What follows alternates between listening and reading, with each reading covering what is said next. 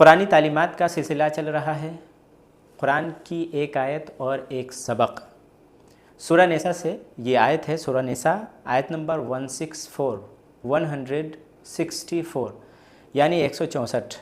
اس میں ہے وَرُسُلًا لَمْ نَقْصُصْهُمْ عَلَيْكَ، یعنی اور ان رسولوں پر بھی وحی نازل کی جس کا ذکر تم سے نہیں کیا۔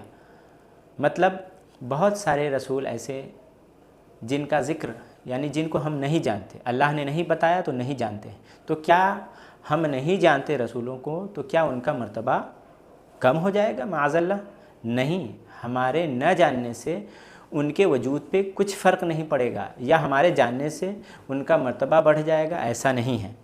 اگر لوگ تمہارے فضل و کمال کے معترف نہیں تو مایوس نہ ہو۔ اگر آپ کے اندر کوئی کمال ہے، کوئی فضل ہے، کوئی صلاحیت ہے، کوئی خوبی ہے، اگر لوگ نہیں جانتے تو مایوس نہ ہو۔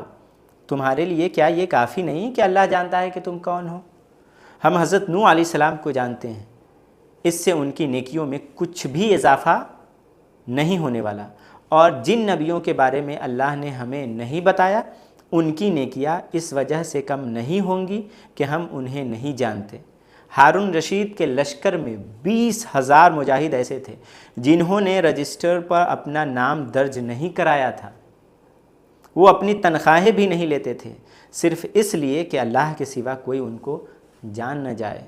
صائب بن اقرع نے حضرت عمر بن خطاب رضی اللہ تعالیٰ عنہ کی خدمت میں معرکہ نہاوند میں شہید ہونے والوں کی خبر پہنچائی۔ انہوں نے کچھ بڑے اور معروف افراد کے نام گنائے اور پھر کہا اور بھی بہت سے لوگ ہیں، عام لوگ جن کو امیر المومنین نہیں جانتے۔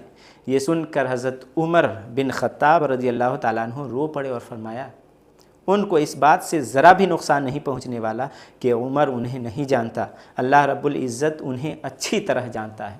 تو کیا آپ کے لیے، ہمارے لیے یہ کافی نہیں ہے کہ اللہ جانتا ہے کہ ہم کون ہیں، آپ کون ہیں؟